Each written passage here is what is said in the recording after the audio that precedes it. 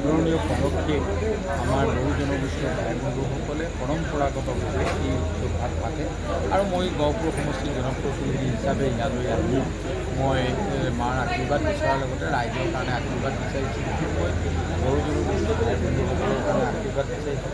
তেওঁলোকে মনত যি আশা লৈ এই লক্ষ্মী পূজাভাগ পালন কৰিবলৈ তাৰ যাতে মা লক্ষ্মীয়ে আশীৰ্বাদ কৰে তাৰেই কামনা কৰিছোঁ। পুনৰ লক্ষ্মী পূৰ্ণিমাৰ হিয়া ভৰা অভিনন্দন জনাইছোঁ আৰু মা লক্ষ্মীৰ পৰা আশীৰ্বাদ বিচাৰিছোঁ আমাৰ দল, আমাৰ চৰকাৰ আৰু মাননীয় মুখ্যমন্ত্ৰী ডাঙৰীয়াৰ কাৰণে মই এই স্থানৰ পৰাই আশীৰ্বাদ বিচাৰোঁ। অকল গহপুৰে নহয়, উত্তৰ অসমৰ ভিতৰত এখন সৰ্ববৃহৎ পূজা হয় আৰু আপুনি প্ৰতি বছৰে আহে, কি আশা কৰে এইবাৰ? এইবাৰো আশা কৰিছোঁ ৰাইজৰ কাৰণে, ৰাইজৰ প্ৰতিনিধি আমি আৰু ৰাইজে ইমান সুন্দৰকৈ লক্ষ্মী পূজাভাগ পাতিছে।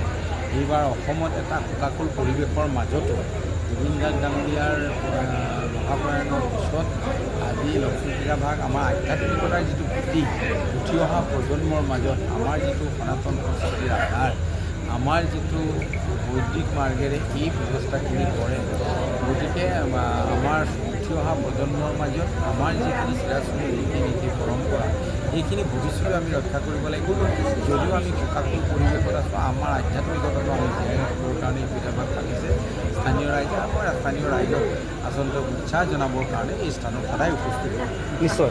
আৰু 40 বৰ্ষৰ নিচিনাকৈ এইবাৰো যাতে সুন্দৰভাৱে শান্তিপূৰ্ণভাৱে এই জয়মালু জাহলাও বৰুৱা পাদে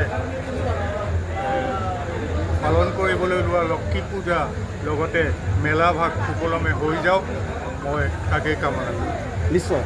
আৰু আমি ইয়াত দেখুৱালোঁ